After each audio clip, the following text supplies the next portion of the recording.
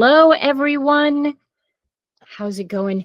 I am sitting here today with Jesse Muehlbauer. Is that how you say your name? You got it right. First try. I'm impressed. I even say my name wrong sometimes, so that's great. I bet they do, because even I sat there and I was like, well, it could be this, it could be that.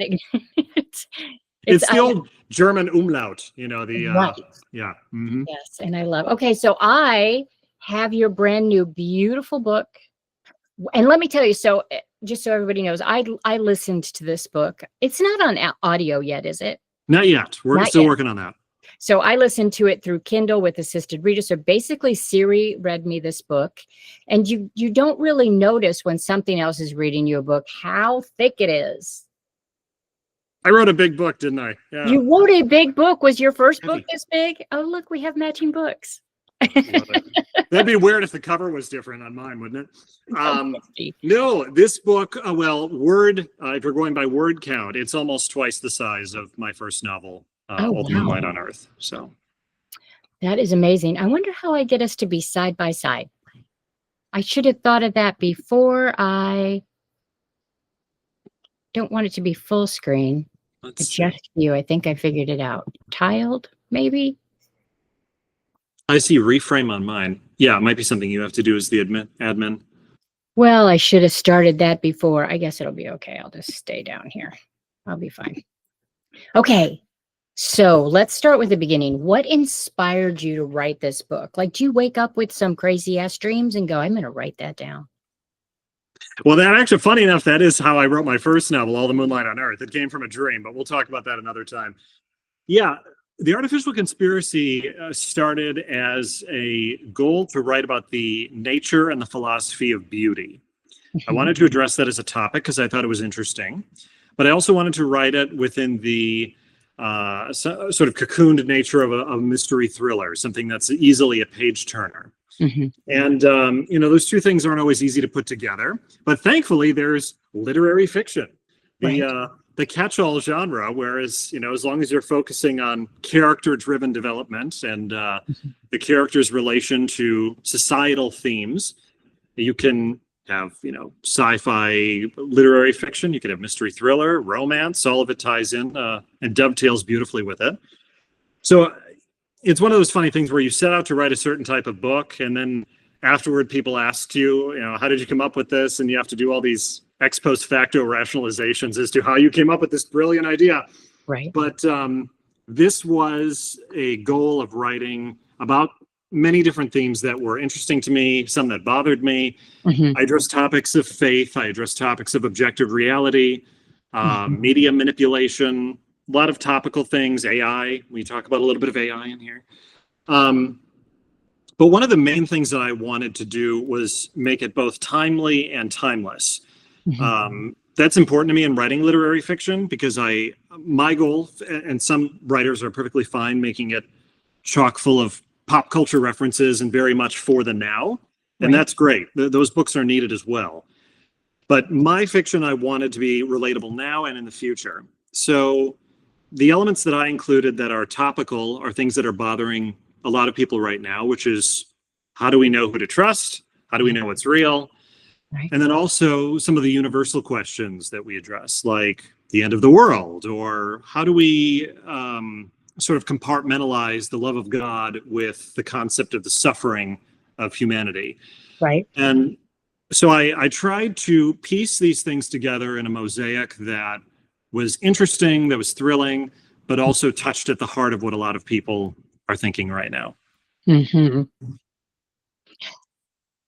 mean, it's a lot, and it's so great. Okay, so and you read it, correct? So you're thinking, you know, it was either overwhelming or I hit the nail on the head. We'll find out. I thought you hit the nail on the head. Okay. I really did. And you know, I come from the romance genre. I'm a romance girl, romantic comedies, things like that. But even when I started writing it, which you don't know my background, but my name used to be Julie. I changed it after high school, and I was in a cult for 5 years. Wow. Okay, then. I was tiptoeing into the, like, as I, you know, because right out of the gate, it kind of talks about some of these things. And I was like, I hope this book doesn't trigger me.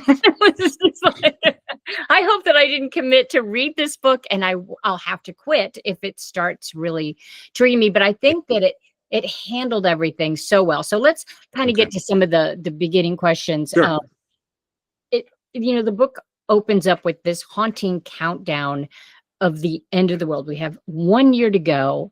What drew you to this literal ticking clock? Well, it works on many levels, both metaphorically and literally. But one of I assume you're talking about the Times Square scene, which has been ubiquitously mentioned in reviews and on the internet. Everyone really likes the Times Square scene. Right. I was thinking about that a couple of years ago, funny enough. I was watching the Times Square, New Year's Eve transition, the ball coming down the thing. Right. And I was thinking about the nature of how long we've been doing this and how it's the pinnacle event of the year and how this is the transition into something new, leaving the old behind. There's a lot of positive energy around it. Right. And I just thought, what if this was a predictive event about something bad, about the end of time instead of a new beginning, about we're winding things down. And that strange image kind of stuck with me for a while, and I didn't necessarily have a place to put it until I started writing this book. And then it fit together beautifully. And I thought it's an unnerving thing when you flip the positive purpose of taking on a new year and all the positive challenges that will bring, and saying, there's not going to be time for a new beginning. We're winding things down, whether you like it or not. And that suddenly puts you in a very different headspace. And once you find yourself as that kind of person in that kind of a world, how are you going to act? What are your motivations going to be? And who are you going to turn to? And I think you'll agree, the book pretty much opens up with people turning very quickly to whatever voice promises some guidance. Yes. And that's how I kick off the novel. Yes. And you do it beautifully. I mean, I was like, I wasn't even hardly a chapter in, and I was already like, what is already going to happen? It's like, it just kind of opens up and draws you in, and you're like, well, okay, there's no way they're going to get out of this. I'm a fatalist. I was just like, and they don't, ladies and gentlemen. It's a terrible ending. So, okay, there's a lot of suffering by your main character in this book, and I thought that was a very interesting kind of way to go, that the weight of the world is kind of on her shoulders whilst her body is breaking. Yeah, it was terrible of me to do that, wasn't it? I mean, what? Give her complete something. Sadist. Yeah. No, I didn't go into it with any sort of sadomasochistic fetish. I wanted to show, again, when you're writing literary fiction, you try to show what is in the literal, what is in the objective world, and then also kind of wrap it up with this analogy, with these ideas and these themes that showcase the way the world is and the way the world could be. Right. And that was important to me. The main character, Mirai, she's a fun protagonist. I've had very positive reviews of people who've read it and really liked her. And I think one of the critical reviewers said, I wish she was real. I'd like to hang out with her. Yeah, Mirai has relapsing remitting multiple sclerosis, which is an autoimmune disorder that affects muscular system, but also the neurological system in the body. It's, again, speaking strictly from a medical standpoint, it's a fascinating illness because it's relentless and it is vicious at times, but it also comes and goes. And sometimes there's no rhyme or reason as to when it appears and when it goes into remission. Right. So I use that as sort of an example of what she's facing externally in the world of, yes, there's this enemy and it doesn't quite make sense and we don't know who's behind it. We don't know who's causing all of this chaos and confusion, but it seems to rear its head at the worst possible moments and then it just goes away for a while. And so the two played off each other really nicely in the book. And the reason that I thought it was important for her, the protagonist being an artist, is because a lot of artists like to talk about, we work through the pain, and the pain gives us the inspiration to create and do everything we want to do. And while that is correct, I wanted to address from her standpoint that she's not afraid of pain. She's afraid of the numbness that comes with the illness that she has, because with numbness, there's nowhere to go from that. And that was her biggest fear. So the book, as you said, discusses suffering, the nature of suffering, how we handle it. It discusses it also from her perspective, where when she's in the middle of a relapse and things are really bad internally, the conspiracy itself outwardly seems insurmountable and impossible to overcome. And then when she finds that inner strength and she finds incremental victories in the illness that she's fighting, suddenly her enemies don't seem as invincible. So, or they do seem invincible. They don't seem as invincible. That's what I'm trying to say. Right. So that was important to me to play those two off of each other, and hopefully it came across well. It's funny aside that my uncle passed away from MS. Really? I'm not even kidding you. Reading this Wow. book was just like, really? That is amazing. I know. For 15 years, he struggled with the very things that she struggled with in the book, just in a much longer Yes. period of time. And in her defense, she only thought she'd have a year to have to struggle with them, right? I mean, Correct. so. Well, we have that moment, and it was no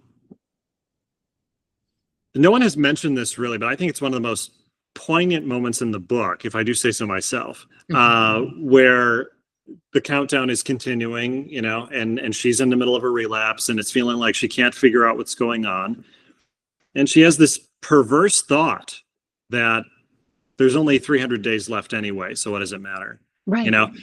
And that is the nihilism that the book pushes very hard against.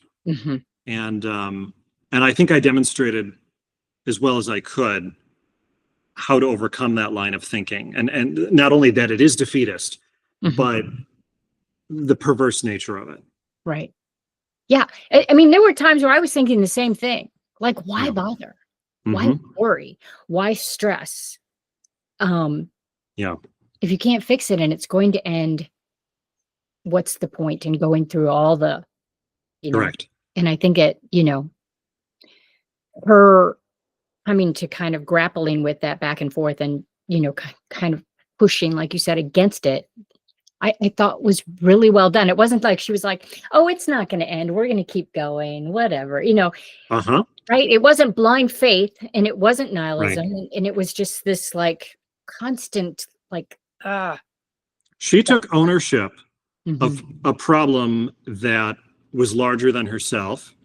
She took ownership of it piece by piece. And the more she took ownership of it, the more linked she realized it became.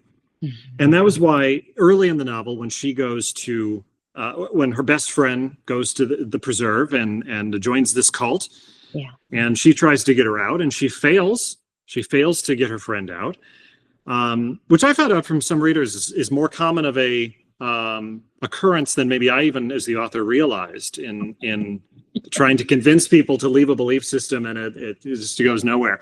But it goes nowhere for that moment. Right. And she realizes more time and more attention needs to be paid to it. But that's where I brought David in. David is the love interest. He's also a sort of disillusioned former member of the cult, and he leaves with Mirai, and together they figure out, how do we bring this thing down? How do we destroy this?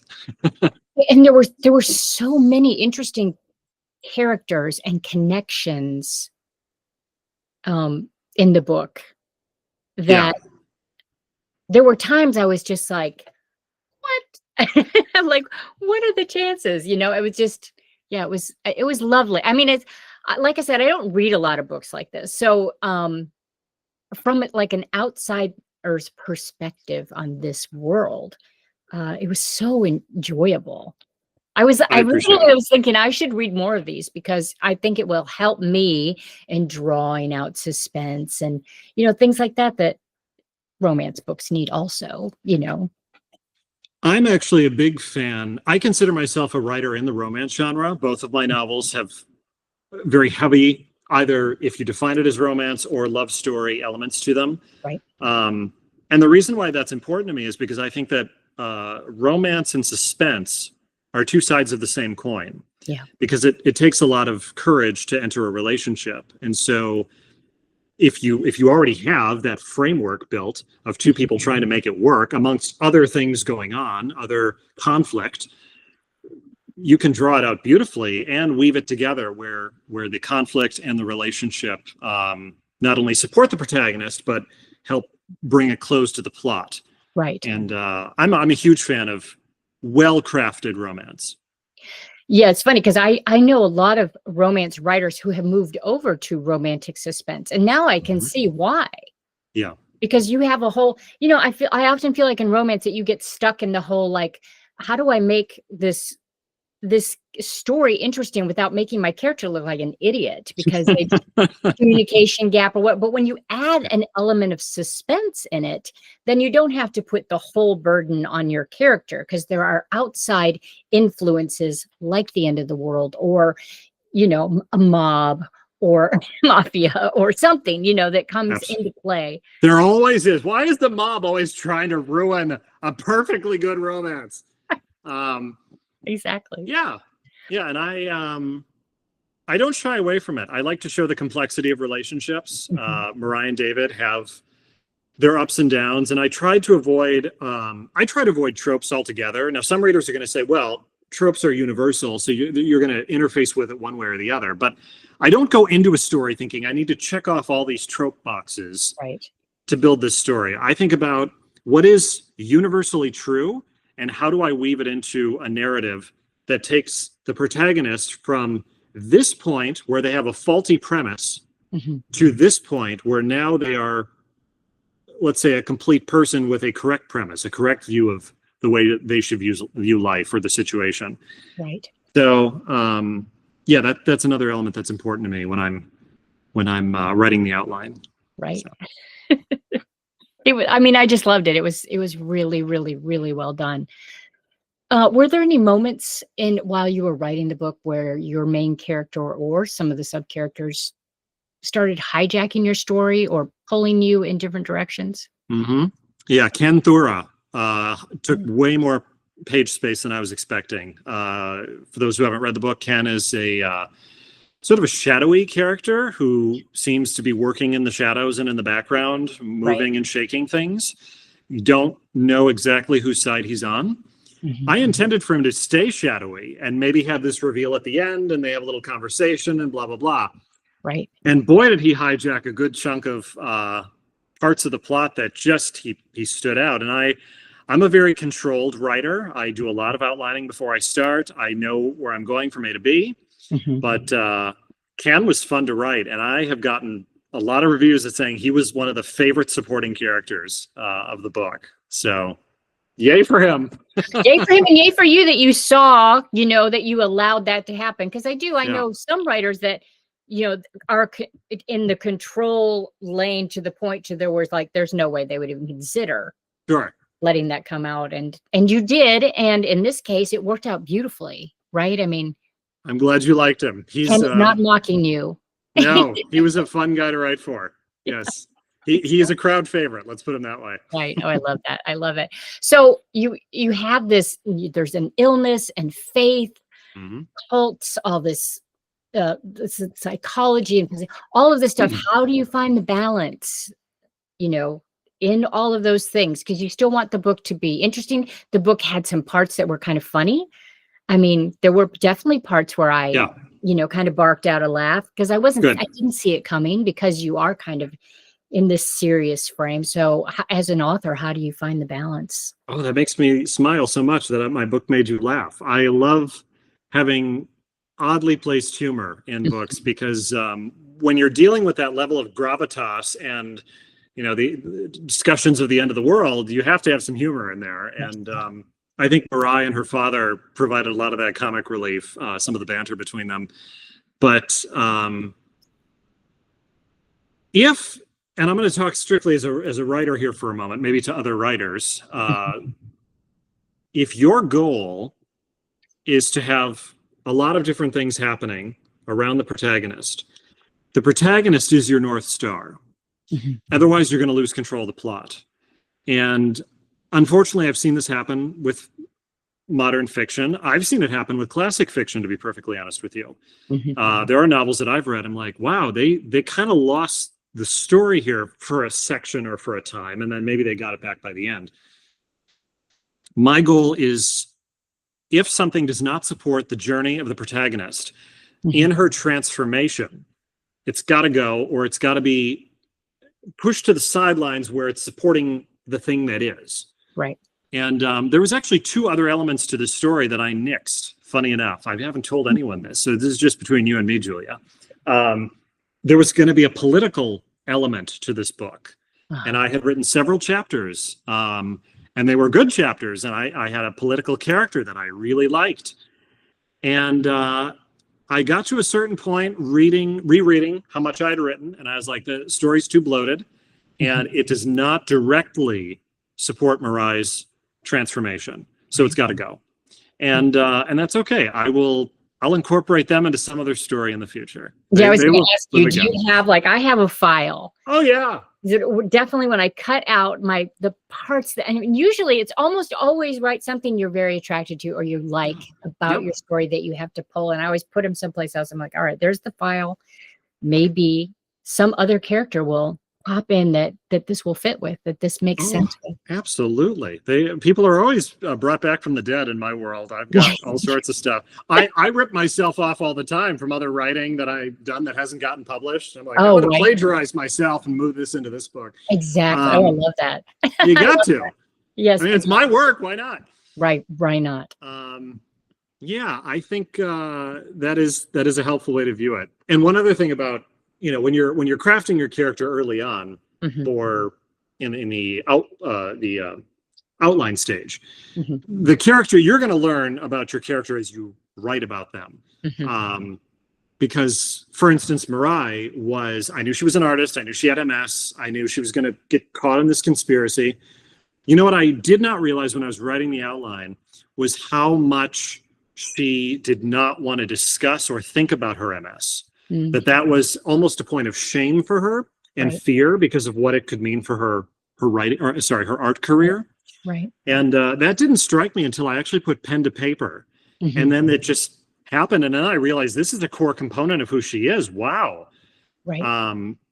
I had not been surprised by anything in the book as much as that when I was writing it. So you seem like a relatively pragmatic person, right? There are people I feel like that are more artsy and kind of out there and more that aren't. And since you're pragmatic, I want to ask you, where does it come from? How do these characters, where are they? Well, I mean, in the old days, they would have called it mental illness, I think. And now we just call them a novelist. But I think that if you fill your subconscious with things that you love, with things that produce enormous joy and inspiration in you, like music, like film, like theater, like other great novels, like people who inspire you or who challenge you in some way, your subconscious picks up on that. And it was like, oh, I'm going to take a bit of that. I'm going to take a bit of this here, take a bit of that, and it stores it away, and it plants it down deep into the, I'm going to mix my metaphors here, but deep into the soil. And then eventually, out of nowhere one day, I'm thinking I should write a mystery thriller conspiracy novel starring an artist with MS. And if for some reason it makes perfect sense to you. Right. And that's how these things, my wife and I love going to the symphony here, the Milwaukee Symphony. We're big fans and we attend regularly.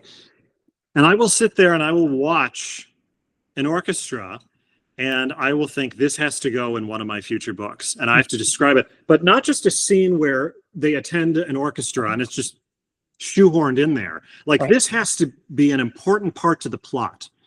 And sure enough, conspiracy provided a phenomenal reason for that to exist in that book. And so things like that, if you're watching for it, if you kind of turn on the romantic radar in your mind, looking at the world romantically, you'll start to pick up on these things, and then your subconscious will bring them to the forefront when you need them. Mhm. And I'm sure you've experienced that as a writer as well. I have, my first book is semi-autobiographical. So there was a lot, it was like writing a book in a cage, because there were so many things my characters wanted to do and wanted to express. They're like, no, sweetheart, you are me and you did not do that. So we cannot write that into this book. You know what I mean? It was just, Right. even my own character that was my own self was trying to bust out of the book, the constraints of telling a story that was factual as much Yes. as much as possible. So I thought that was humorous. I what's it like writing? I mean, I write two different POVs in my books. Yeah. I really like the romantic counterpart to have a voice, and I like to be in their head without having to, work around it. I just like them to be right up there on the page. Do you find it? You must. Hard. It probably isn't the right word, but do you find it challenging to write as a woman being a man? So when I looked at the character and I thought, well, here I am, white straight male writing a young female Asian main character with autoimmune disease. How am I going to add legitimacy to this persona? Right. Now, to be fair, she is Burmese American, as my wife is, and so I took a lot of inspiration from that. Yeah. I get a lot of questions that on the back cover. I was like that? Is that her? Because they could be twins. I know. I still get questions as to if that's my wife. It's not, actually. It's another Burmese model named Sherry. She's very talented and was kind enough to work with my team in getting the expression we needed for the cover. But I don't set out thinking, I need to diversify this. I need to have this character to fix. I just write what's true to the plot. What I would say is, if you are interested in a lot of things, a lot of people, a lot of cultures, a lot of belief systems, a lot of lifestyles, your subconscious will tie these diverse groups of people with interests and flaws to the plot and make it make sense to you. And it won't be anything that you have to kind of force in there. And not to put too fine a point on it, but you can tell when an author has done that. You can tell when an author has like, oh, this character should be here and should be this way. So I'm just going to write them as that. Right. And it doesn't flow. It doesn't belong with the story.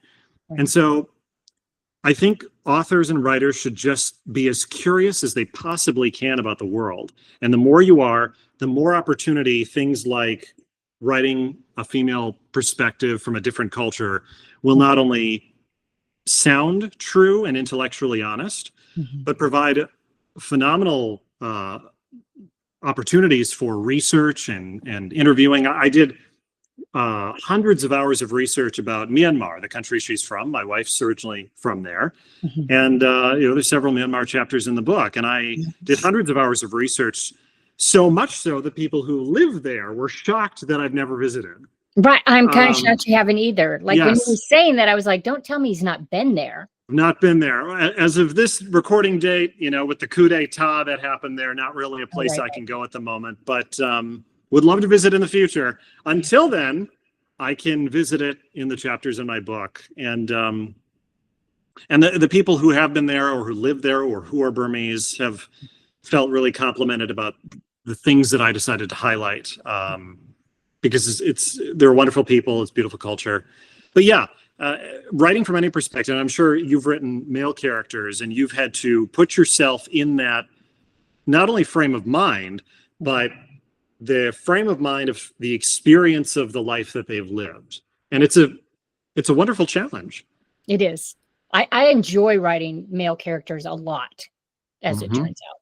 It's they have a certain freedom that as in my female brain, I don't have. I have a lot of judgments about women. And so I don't want my women characters to come off a certain way. Like, there's certain character types that I would never write because I just, I don't want people to think of women that way. I don't want to think of women that way. But a dude, I can write him any way I want to. Carte blanche. Right. Blank check. He can be the dumb blonde in the room. I don't care. No, I'm kidding. Yes.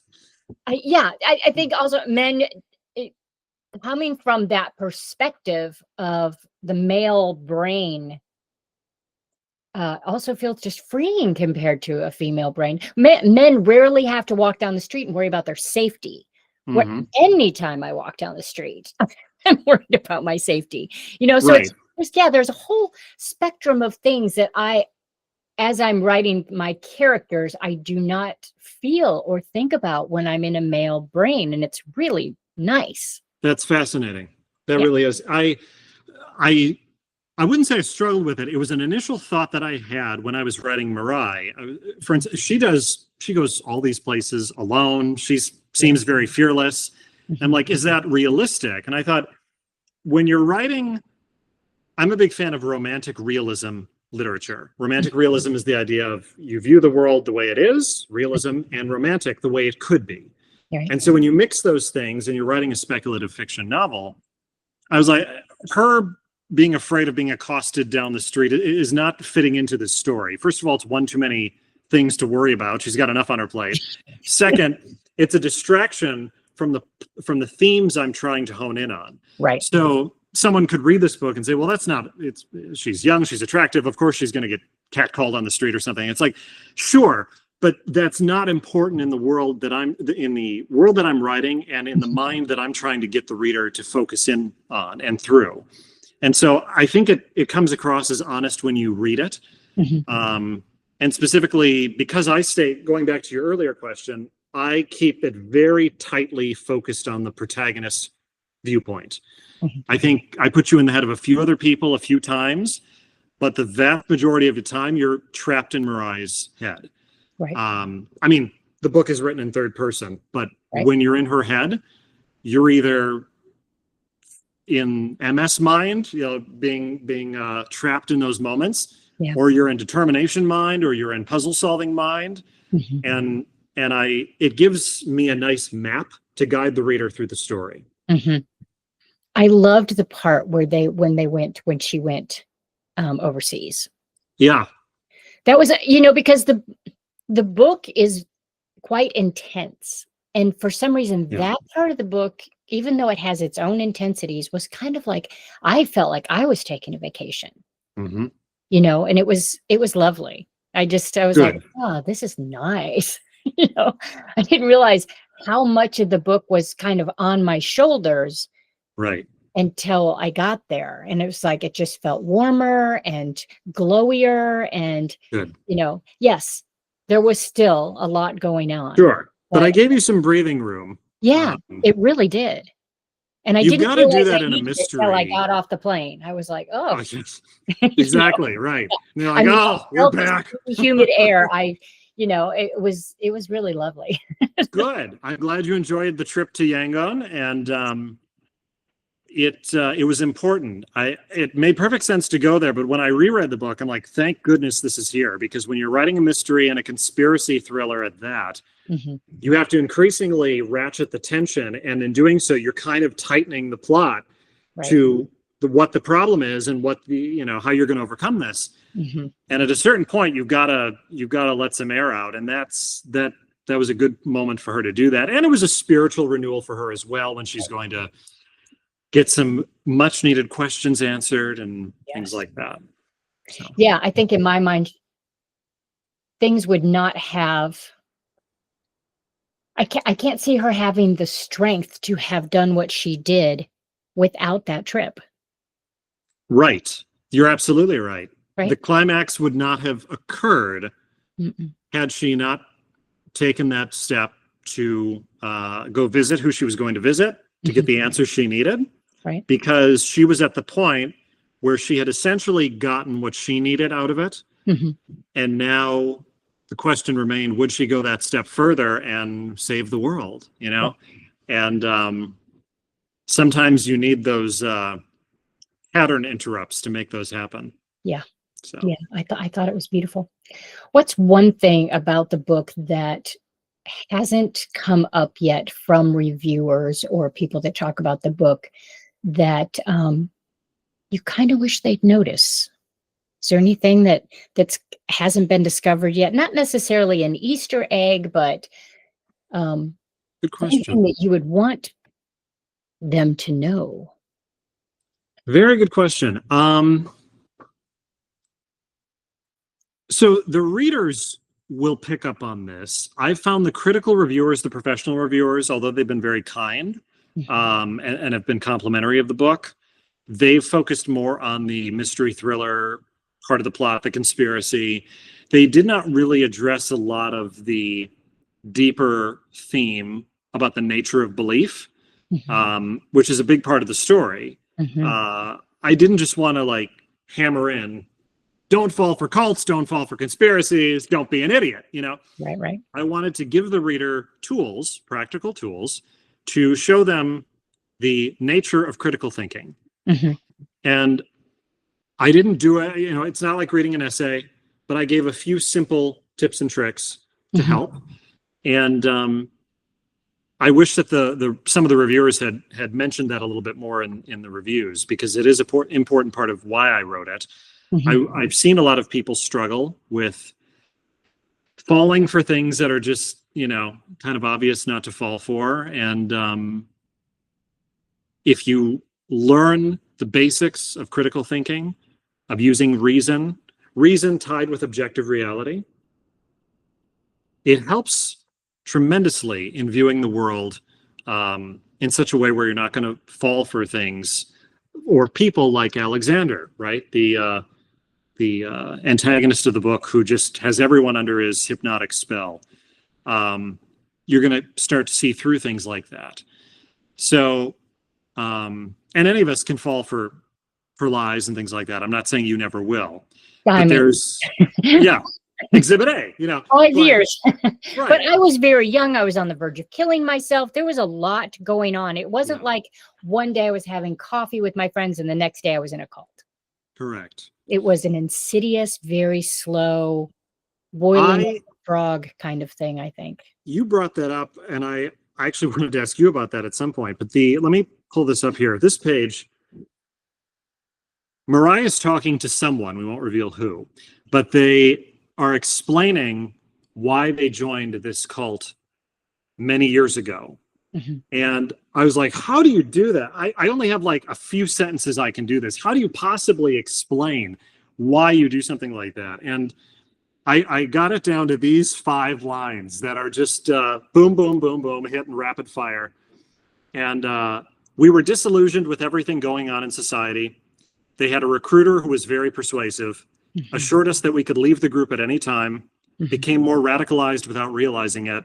If we only knew then what we know now. And I thought, that's about as easy as I can sum it up. I would say that every single one of those pertained to how I ended up. Wow. You know, except I wasn't really disillusioned. I was on the verge of taking my life because of anxiety issues. And so I felt like, to me, at that time, taking my life would have been more comfortable than living my life. Wow. And so I wasn't disillusioned with life. I was in terror every day of my own existence. And met a person who was a therapist, and they could help me. And he did help me. I am still alive. Wow. So phenomenal. I would love to read the memoir or the full version of that at some point. So yes, how a girl goes from not killing herself to being in a cult, to being a stripper in the cult, to falling. A mutual friend of ours mentioned that. Yes. Right. So, well, you know, everybody, it takes all kinds to be in a cult. I believe that. So, for sure. Did you find, and not to switch up, you're the interviewer here, but this one question I'll throw at you. Did you find the reasons why people kind of left and joined these cults to be intellectually honest in the story, relatable, that it wasn't sensationalized? Because I wanted to stay away from that. Right. No, I honestly did. Okay. Because had I not, I might have, DNF'd the book, and because that to me we wouldn't be having this interview. it's a sensitive subject for me. Right. And it's a bullshit detector. Yes. Right. Correct. If it was, as a survivor, right? It's the weight of when people just throw cults into a book to use them as sensational Right. and as fodder for but they don't really understand the depth of, and as you said, a lot more people have been in cults than people understand. Mhm. And so it can be a trigger for people. And when you minimize it, when you treat it like it's just a storyline and it's not something that really does matter to people because it is part of their story. And so, no, I thought you handled it very well. I never once was like, dude, you need to do more homework around this because this is not really how it works. I never, ever, ever felt that way. Okay, good. Good. I did a lot of research. I talked to a lot of people. And I think if anyone is a student of even late 20th century, early 21st century history, they'll see similarities of things that I borrowed from real life cults and survivalist groups that I sort of lifted into the story. And again, didn't do it in a way to sensationalize or trivialize what they've been through. But these real world examples, I think, are sort of pathways to guide people to different modes of thinking and viewing the world, hopefully through in a more objective manner. Yeah. Yeah, no, I think you did a very, very good job with it. Even at the end, which I can't go into because it's the end, but there were even things in there that I thought were very true to reality in a cult. Okay. So they tend to eat their own, metaphorically speaking. Yeah. They do. They do very, very much. The cult that I was in wasn't huge. It only had like about 25 main core people. And then there were the people that would kind of come in and out, but there's still 5 people in that cult that are, that the leader is feeding off of basically, know? And I'm just sitting here holding my breath, praying that they come out so that I can hopefully bring them, and it's funny because when I wrote my book, it was really mostly, for myself. I'd already done a lot of work. I mean, anybody who can go from being a complete victim to writing a book that's a romantic comedy about their life, because I can at this point see the humor and the love in it more than I can the poor me part of it. But I did not expect. Now I'm very, very connected. All the people that have come out, we're all friends now. Some of us very, very good friends. That's not surprising at all. Some of those bonds that I've read about and people I spoke with, they last the rest of the lifetime because they both survived the same traumatic event. Right. And it may have been a trauma of the body, but it was primarily a trauma of the mind and the soul. Exactly. And that's not something you can get over. I mean, you can move on from it. Certainly. But it's not something you're ever going to forget. Yes. And those bonds are very tight. Yeah. Some of them I hadn't talked to them for 25, 30 years. Yeah. But we are buddies now. Pick up right where you left off. Yeah. I mean, after months of processing and, talking and, some of them have just come out like 5 years ago. I've been out for like 25 years, I think. Yeah. So, I didn't really need to talk about it anymore, but they wanted to talk about some things and whatever. But now we just live our lives and we live them together and, we're not in a group together, but you know what I mean? We live all. Well, when you bring up finding the humor in it, one of the things that I love about end of the world predictions and prophecies is that they're always wrong 100% of the time.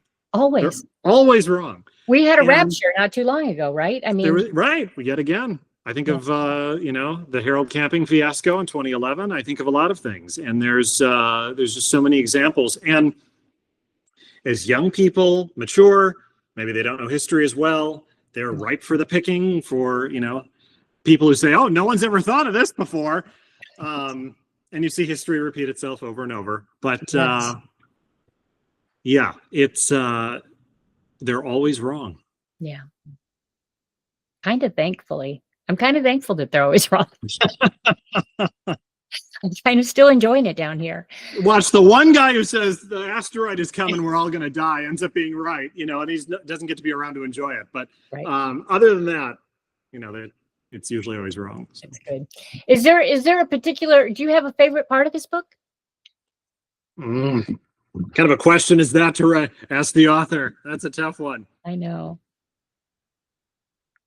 I really enjoy the scenes where she's trying to paint because I feel like you get to see a bit of her soul. And I actually describe the painting method in the book, and I am not an artist. I should be banned from using paintbrushes and pencils. They should be locked away from someone like me. My father is actually a phenomenal artist. He's very talented with chalk and paint and all those things, and talent skipped a generation, so maybe my kids will be really great artists. But I enjoyed coming up with what her style of art is, which is she paints chaos and order coming out of chaos. Right. And I thought, what an interesting series of art projects that would be. And so you get to see a lot of her mind, her soul, her creative passion when I describe those scenes. My favorite scene that I wrote, and the one that honestly affected me the most, even after I wrote it, was the scene where she has an MS attack, an episode, while she is about to work on a masterpiece, right? She's just had and you know, I link things together. She has this new relationship. She's very satisfied with that. She's had a wonderful, I write their sexual encounter the night before, and it was very fulfilling. And then the next morning she's motivated to paint, and it's a beautiful day and the sun is out and nothing can stop you. Right. And then she sits down to paint and she loses feeling in her arm and hand, in her dominant arm and hand. Right. And that is the lowering of the boom. And that is is this ever coming back? Yeah. And I ratcheted up that terror as much as I possibly could in that moment. And I was shocked when I finished writing it and reread it, just how convincing it seemed even to me. I was shaken after I read it, like, oh my God, may this never happen to me, you know? Right. So I really, but again, it wasn't for the sensationalism of the moment. It was, I'm denying her creative outlet, which is the thing that keeps her alive, like her passion. And what happens when you temporarily are cut off from that? And so it opened up a new avenue. It opened up a new door for me to explore that part of it with her. Yeah, I love it. Thank you super much for, talking with me, for letting me pick your brain. It was great. And I wish you all the success, and I can't wait to read your stuff. Thank you so much. This was fun to be here, and we'll talk again soon. All right. Sounds great. Thank you. You bet.